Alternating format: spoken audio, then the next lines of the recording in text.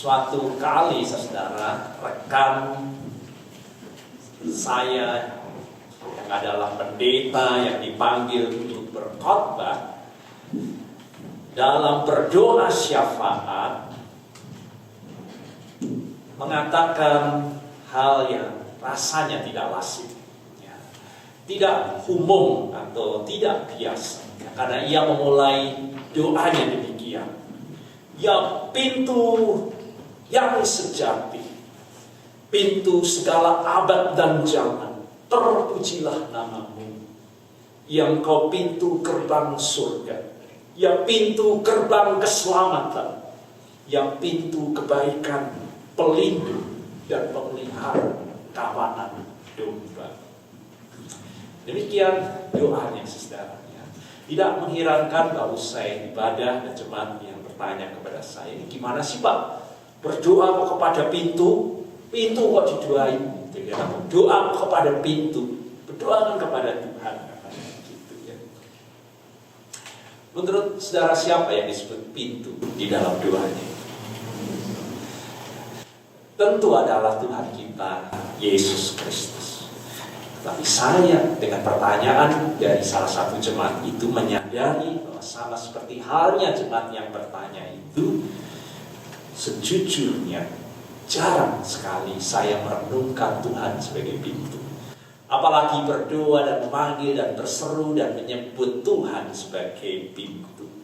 Bapak, banyak saudara yang pernah berdoa dan menyebut Tuhan sebagai pintu?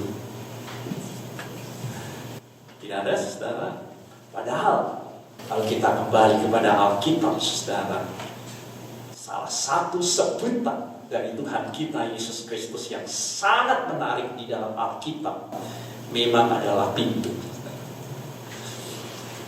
Bukan hanya Tuhan Yesus saudara pernah berkata, masuklah melalui pintu yang sesat yang akan menuju kepada kehidupan. Matius pasal 7 ayatnya yang ke-12.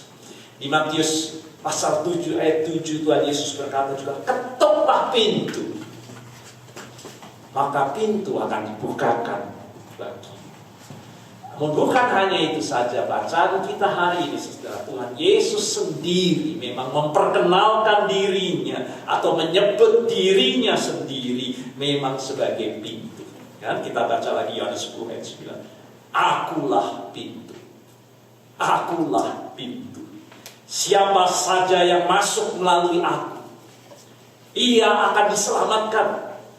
Dan ia akan masuk dan keluar serta menemukan padang rumput. Maka mari kita hayati apa arti pintu. Tentu kita harus kembali kepada zaman kuno pada waktu itu. Dan kalau lihat dalam peperangan kota yang bertembok, selalu yang menjadi pusat serbuan adalah pintu gerbangnya. Kan? Bagaimana mereka dapat meruntuhkan pintu gerbang itu. Maka seringkali kalau saya lihat benteng-benteng kota itu dibuat parit, di mana untuk masuk kepada pintu gerbang itu dibuat semacam jembatan yang bisa naik dan turun untuk melindungi pintu itu. Karena dapat diterobosnya pintu gerbang kota bertembok, itu berarti tragedi yang akan sangat buruk terjadi di kota itu. Entah musuh dari luar akan menaklukkan kota itu, atau pencuri dan rampok akan memporak-porandakan kota itu. Maka kita dapat hayati pada waktu Simpson di kitab Hakim-Hakim, dia kemudian mencopot pintu gerbang kota Gaza dan memikulnya dan membuangnya. Itu berarti mempermalukan kota Gaza, bahwa kota itu sudah kehilangan kekuatan dan benteng. Maka kalau kita lihat dalam kehidupan kota bertembok pada zaman yang lalu itu, disitulah tempat pusat dari segala aktivitas sosial. Ya, kalau kita lihat pemerintah juga di situ. Apabila ada pengumuman penting kepada penduduk, disampaikan di sekitar pintu gerbang.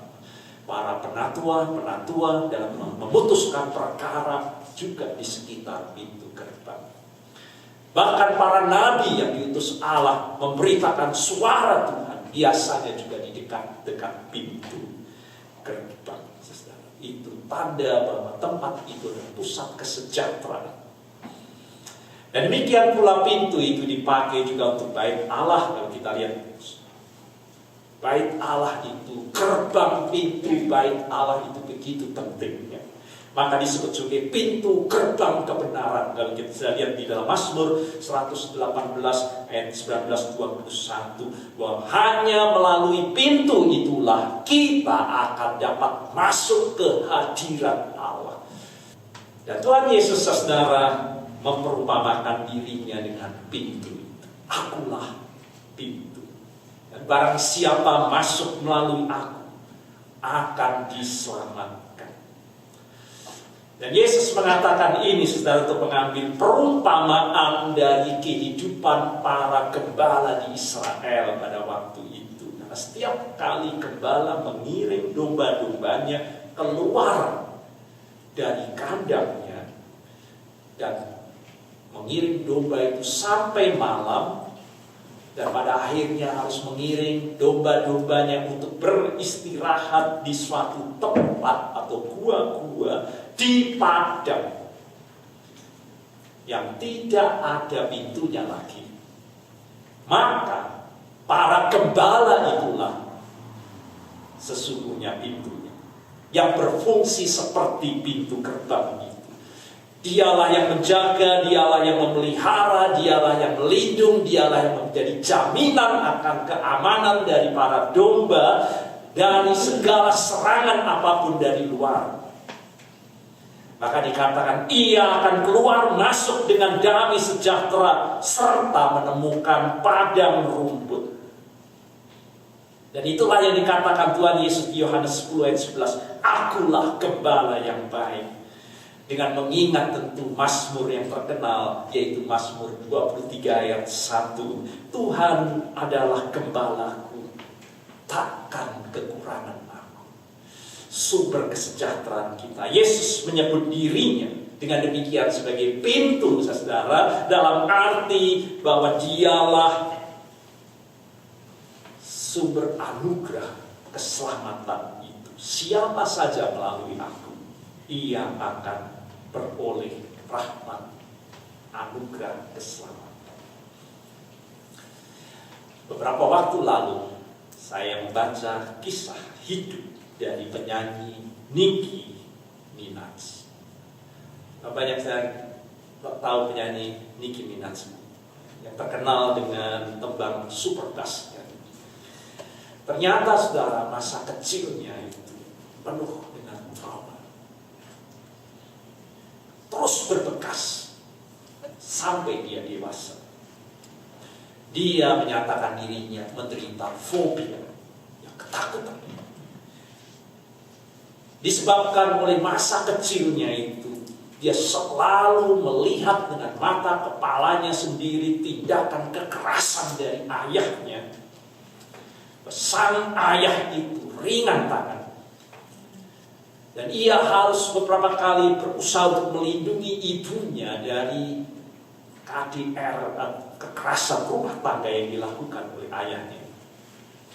Ia melihat dengan mata kepalanya sendiri berkali-kali bagaimana ayahnya menarik keluar ibunya dari mobil dan menseretnya begitu rupa. Dan itu terjadi berulang-ulang. Bahkan dia menyaksikan sendiri pernah bahwa ibunya diseret sampai 2 blok oleh ayahnya. Dan sejak itu dia berkata, aku menderita fobia pada pintu yang tidak terkunci. Karena dia takut bahwa ayahnya akan datang dan masuk. Kemanapun selalu aku harus memastikan bahwa pintu itu terkunci. Dia selalu fobia dan ketakutan dengan pintu yang terbuka. Yaitu dia bercerita mengenai ketakutannya. Kemanapun dia harus memastikan bahwa pintu harus terkunci. Karena itulah satu-satunya cara untuk melindungi dirinya dan melindungi ibunya dari kekerasan. kekejaman ayahnya. Memastikan bahwa pintu itu terkunci untuk ayahnya. Ada berapa banyak manusia yang jatuh bergelimang dosa, kejahatan, dan kesalahan seperti ayah Niki. Baginya pintu tidak boleh lagi dibuka baginya. Pintu itu harus terkunci bagi ayahnya yang kejam itu. Masih adakah pintu rahmat keselamatan yang terbuka bagi orang-orang yang demikian ini? Seorang menunjukkan surat yang ditulis oleh kekasihnya. Dia sudah punya kekasih, tapi kekasihnya memergoki dia berhubungan dekat dengan wanita lain. Dan akhirnya kekasih itu memutuskan hubungan. Orang itu sangat menyesal dengan kecerobohannya. Dia sangat mengasihi kekasihnya dan terus-menerus berusaha untuk kembali dengan kekasihnya itu. Tetapi mantan kekasihnya itu membalas dengan surat yang ditunjukkan, dan surat itu berbunyi, seputaran waktu memang telah berlalu, tetapi sampai sekarang dan seterusnya dan sampai selama-lamanya, pintu hatiku sudah terkunci rapat, tidak ada tempat untuk. Dan bila engkau mendatangi aku dengan sujud menyesal, dengan sujud permohonan maaf, pedih hatiku ini tidak akan pernah dapat musnah. Semua luka yang kau toreh dalam batin melukai dalam, dan untuk selamanya dan sampai selama-lamanya pintu hati terkunci bagi. Demikian bunyi suratnya. Sebagai manusia, rasanya kita dapat merasa memang sepantasnya demikian. Terhadap orang-orang yang seperti itu, tidak ada maaf bagi orang yang seperti itu, ayah dari Niki. Itulah perasaan yang mungkin muncul di hati kita sebagai manusia terhadap kesalahan orang lain.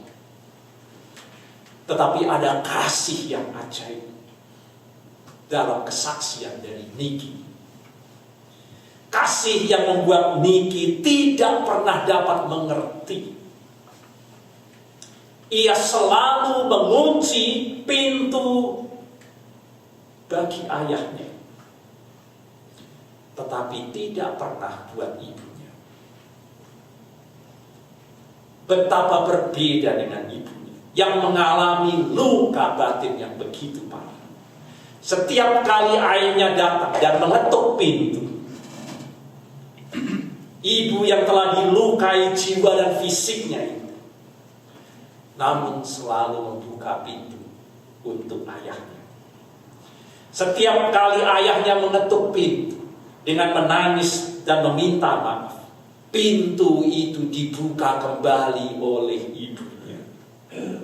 Demikian kesaksian dari Niki. Bagi ibuku, pintu tidak pernah terkunci untuk ayahku. Tak pernah terkunci untuk ayahku. Sementara aku memastikan bahwa pintu itu harus terkunci untuk ayah. Tetapi ibu memastikan bahwa pintu itu tidak pernah terkunci untuk suaminya. Itu kesaksian Niki. Dan dia belajar arti ibunya mengasihi ayahnya. Kasih selalu menciptakan kunci untuk pintu yang tidak pernah terbuka. Hati yang penuh dengan luka. Dan itu yang saya baca dari kisah Niki. Seorang wanita muda, seperti banyaknya para remaja yang sedang terus bergumul dengan jati dirinya, merasa bosan di rumah dengan segala larangan dari orang tuanya. dia mulai memberontak dan menolak gaya hidup keluarganya yang religius. Dan dia berkata, aku sudah tidak tahan lagi di rumah ini, aku mau pergi. Dan dia minggat. Ia pergi memutuskan untuk menaklukkan dunia dengan impiannya. Namun tidak lama dia berkecil hati, tidak mampu untuk mendapatkan pekerjaan, dan dia turun ke jalan dan dia menjual tubuhnya dan akhirnya masuk dalam dunia pelacuran. Tahun demi tahun dia masuk dalam dunia hitam, dalam narkoba, terlibat dalam perampokan dan sebagainya dengan teman-temannya. Ayahnya meninggal, ibunya terus bertambah tua tetapi tidak pernah dapat berjumpa dengan ayahnya. Semakin terjerumus dalam gaya hidupnya dengan seks bebas, dunia hitam, perampokan, narkoba, pelacuran, dan sebagainya. Anak ibu tidak pernah berhubungan lagi. Tapi satu kali ibunya mendengar tentang anaknya itu. Dia berada di satu tempat.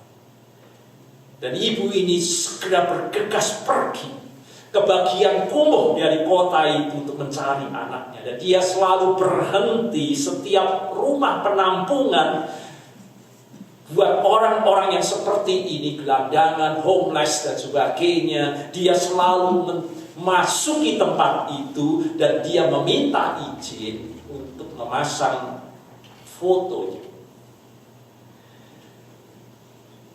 Foto dari ibu ini yang tersenyum, yang sudah renta dan berkata, ibu masih sayang padamu, anak, kembalilah, pulanglah. Dan berapa bulan berlalu dan tidak terjadi apa-apa.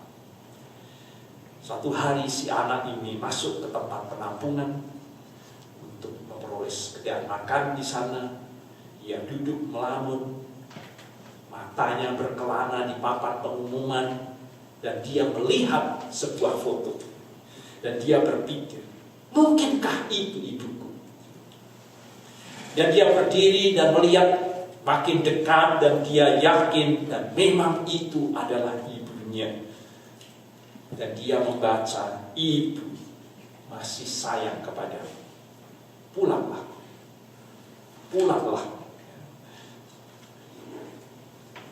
Sambil berdiri di depan foto itu, wanita yang menangis. Dan dia kemudian menyadari kenyataan. Waktu sudah malam. Tetapi dia membayangkan kasih ibunya. Dan dia tersentuh dan dia mulai berjalan untuk pulang. Sampai subuh masih petang. Dia ragu untuk apa yang dapat dia lakukan. Takut apakah ibunya dapat menerimanya. Tetapi dia kemudian mengetuk pintu. Tetapi baru disentuh, pintu itu terbuka dengan sendiri. Wanita ini berpikir, pasti seorang penyelundup, mungkin pencuri atau perampok masuk. Dia cemas dengan keselamatan ibunya, maka dia segera masuk dan berlari dan mendekati kamar ibunya dan melihat ibunya terbaring di tempat tidur. Dia membangun orang, ibu, ini aku pulang ibu. Dan si ibu terbangun dan hampir tidak percaya dengan penglihatannya, dengan mencucurkan air mata. Dia memeluk anaknya dan si anak berkata, aku takut sekali karena pintu itu terbuka. Aku sangka pencuri sudah melukai ibu. Tetapi sang ibu menyaut, tidak sayangku, sejak engkau pergi, pintu itu tidak pernah terkunci untuk menanti kehadiran. Dan kita belajar dua kisah yang saya sebut mengenai kasih. Itulah yang membuat pintu tidak pernah terkunci. Demikian juga dengan Allah kita. Pintu itu tidak pernah terkunci bagi kita. yang berdosa, buat kita untuk kembali ke rumah. Anugerah dari Allah itu. Seperti yang ditunjukkan Tuhan Yesus sendiri kepada pemungut cukai. Kita lihat orang Yahudi tapi bekerja untuk pemerintah Roma, sehingga dipandang sebagai pengkhianat kecil untuk bangsa. Begitu juga dengan Sakius. Sebagai pemungut cukai, dia ditolak oleh masyarakat, dianggap memperkaya diri dengan merampas kesejahteraan bangsanya sendiri untuk bangsa lain. Akan tetapi Yesus berkata bahwa dia bersedia untuk menumpang di rumah Sakius. Membuat semua orang kecewa, marah, dan tidak senang. Menurut mereka bahwa Sakius ini sudah sepantasnya ditolak. Semua pintu harus terkunci bagi pengkhianat seperti Sakius. Tetapi tidak demikian dengan Tuhan Yesus. Dan Yesus menyatakan anugerahnya yang berlaku bagi orang-orang yang layaknya dibuang dan dikunci dan tertutup rapat. Dia datang ke dunia untuk mencari dan menyelamatkan orang-orang yang tersesat demikian ini. Dan Yesus menerimanya, dan Sakius bertobat. Anugerah Allah merubah kehidupan Sakius dan para pemungut cukai. Maka pemazmur, saudara, yang kita baca dalam bacaan kita pertama berkata, anugerah itu seperti perisai. Apa artinya itu? Nah, saudara, ya, anugerah itu perisai. Saya coba renungkan apa yang dimaksud pemazmur. Dia berkata bahwa anugerah itu seperti perisai. Dan kita dapat menemukannya di situ. Karena itu aktif melindungi, menolak, dan menangkis serangan-serangan dan tuduhan si jahat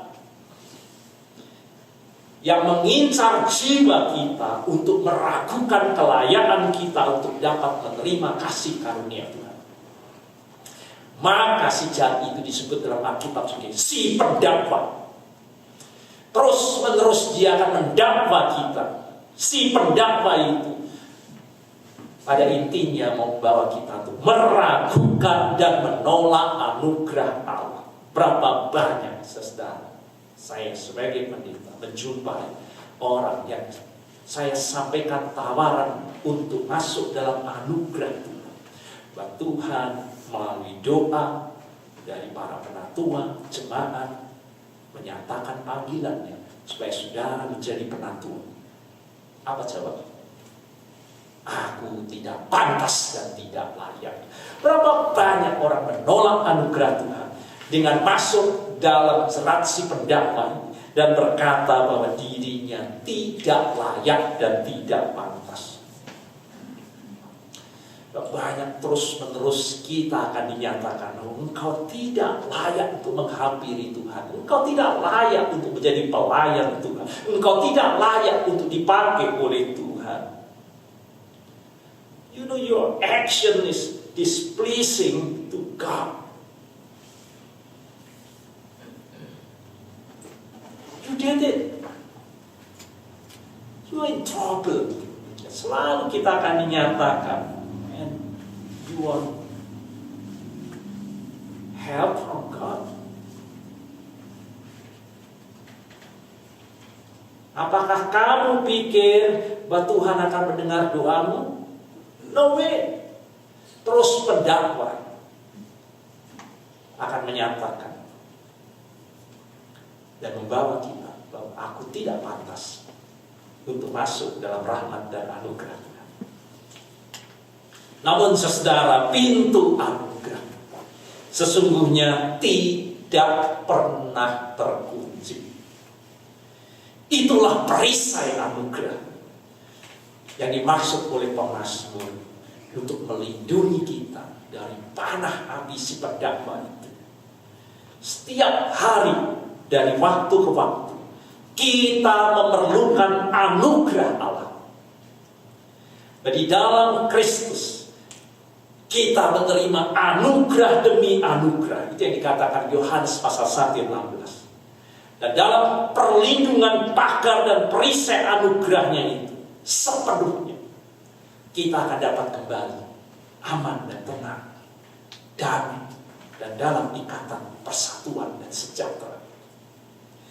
Maka demikian saudara, Tuhan memanggil kita dalam visi dan misi kita untuk menjadi rumah Allah.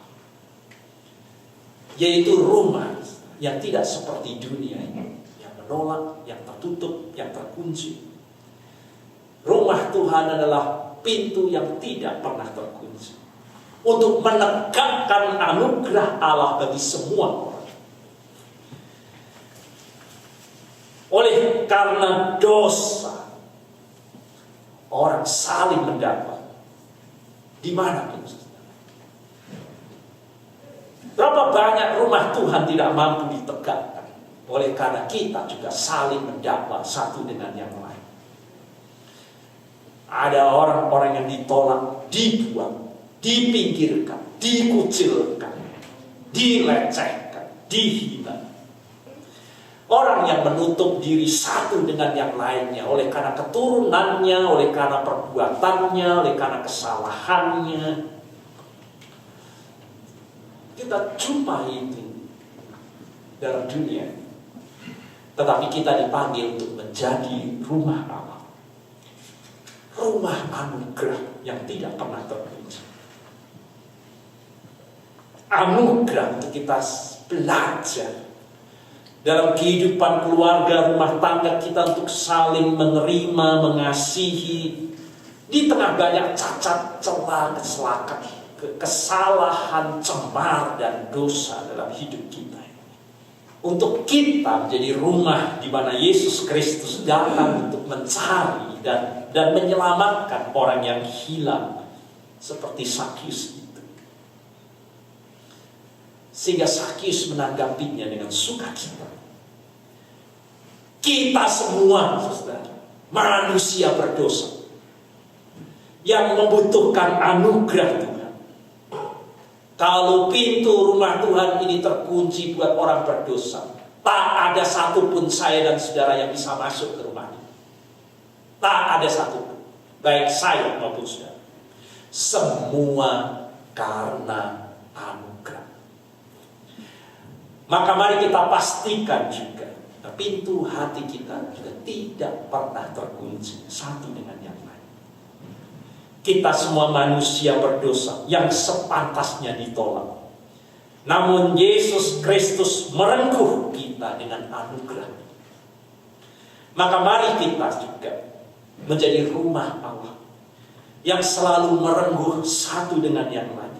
Di tengah banyak godaan, kejatuhan, dan kesalahan, bukan kebencian, dendam, dan pintu yang terkunci satu dengan yang lain. Tetapi kita mau belajar untuk saling merengkuh, menyadari ketidakberdayaan kita, bahwa kita membutuhkan anugerah. Kita membutuhkan anugerah. Amin.